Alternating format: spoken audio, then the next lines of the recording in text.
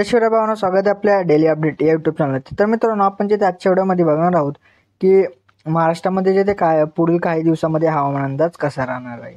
तर मित्रांनो, जर का तुम्हाला व्हॉट्सअपवरती तुम्हाला डेली जे ते एकदम फ्रीमध्ये तुम्हाला हवामान अंदाज हवा असेल तर तुम्हाला त्यासाठी बघा काय अडचण. डिस्क्रिप्शनमध्ये ऑफिशियल वेबसाईटची लिंक दिली असेल तर त्या तुम्हाला वेबसाईटवरती जे येऊन जायचे किंवा तुम्ही गुगलवरती जाऊन HJTechWati.in असं सुद्धा सर्च करू शकता.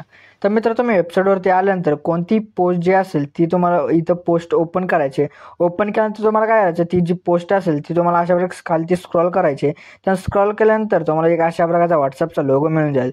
तर त्या लोगोवरती तुम्हाला क्लिक करायचं. क्लिक करताच तुम्ही व्हॉट्सअप ग्रुप जे ते जॉईन होऊन जाताल आणि तुम्हाला डेली जे ते एकदम फ्रीमध्ये तुम्हाला हवामान अंदाज जे ते मिळून जाईल व्हॉट्सअपवरती. तर चला तर मित्र, आपण जे ते आजच्या व्हिडिओला सुरुवात करूया आणि बघूया आपण महाराष्ट्रामध्ये जे ते पुढील काही दिवसामध्ये कसा हवामान अंदाज जे ते राहणार आहे. तर बघा मित्रांनो, महाराष्ट्रात सध्या ऊन पावसाचा खेळ सुरू आहे. राज्यातील काही भागात तापमान 40°पेक्षा अधिक झाले आहे. उत्तर महाराष्ट्रातील मालेगाव तर राज्यातील सर्वाधिक 42°C तापमानाची नोंद करण्यात आली आहे.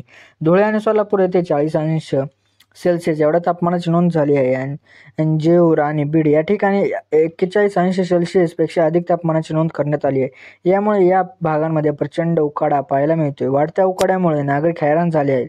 एकीकडे महाराष्ट्रातील काही भागात उकाड्याने सर्वसामान्य जनता हैराण झाली आहे, तर दुसरीकडे राज्यातील काही ठिकाणी अवकाळी पावसाचे सत्र सुरू झाले आहे. अवकाळी पावसामुळे सर्वसामान्यांना उकाड्यापासून काही प्रमाणात दिलासा मिळाला आहे, मात्र याने शेतकऱ्यांच्या शेती पिकांचे मोठे नुकसान होत आहे. वादळी पावसामुळे आणि गारपिटामुळे राज्यातील शेतकऱ्यांनी अगदी तळहाताच्या फोड्याप्रमाणे जोपासलेला शेती पीक वाया गेले आहे. यामुळे शेतकऱ्यांना याचा मोठा आर्थिक फटका बसत आहे.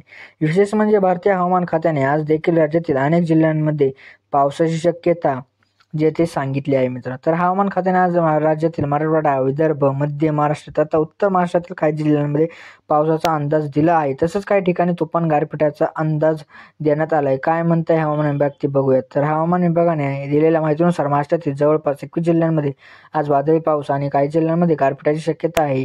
आज विदर्भ आणि मराठवाड्यातील काही जिल्ह्यांमध्ये गारपीट होईल असे IMDने स्पष्ट केले आहे.